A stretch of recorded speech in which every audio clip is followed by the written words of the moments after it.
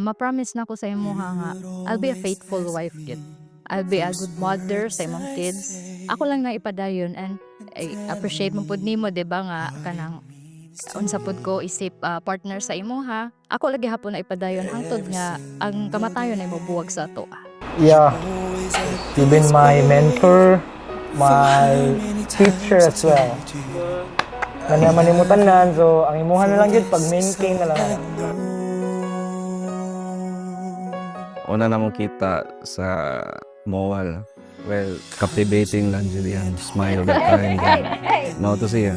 And it took me months to get her yes. Then finally, we're here getting married.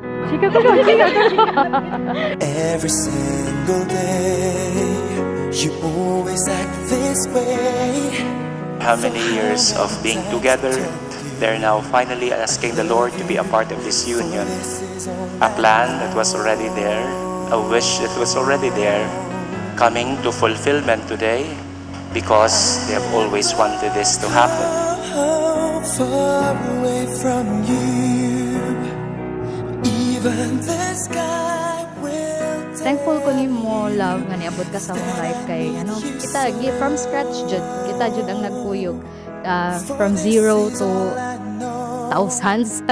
I don't pila ka digits na pero ang ako lang is karang thankful ko nga naningkamot ka para sa atoa o para sa tong pamilya. Magpasalamat lang gyapon ko nga wala gid ka mo biya.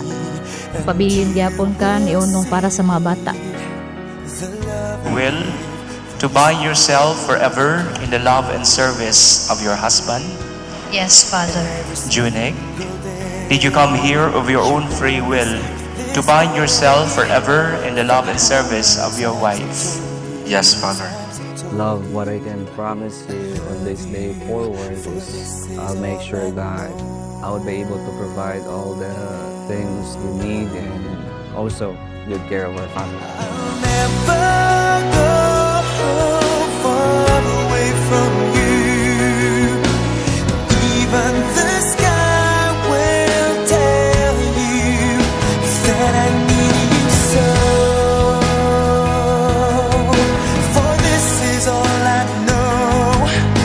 I'll never go far away from you.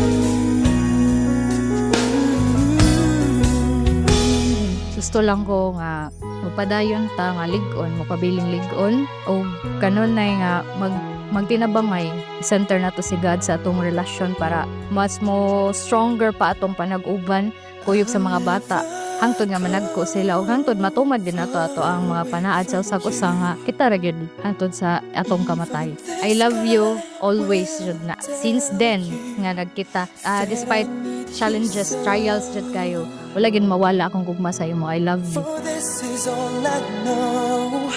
I'll never go far away from you.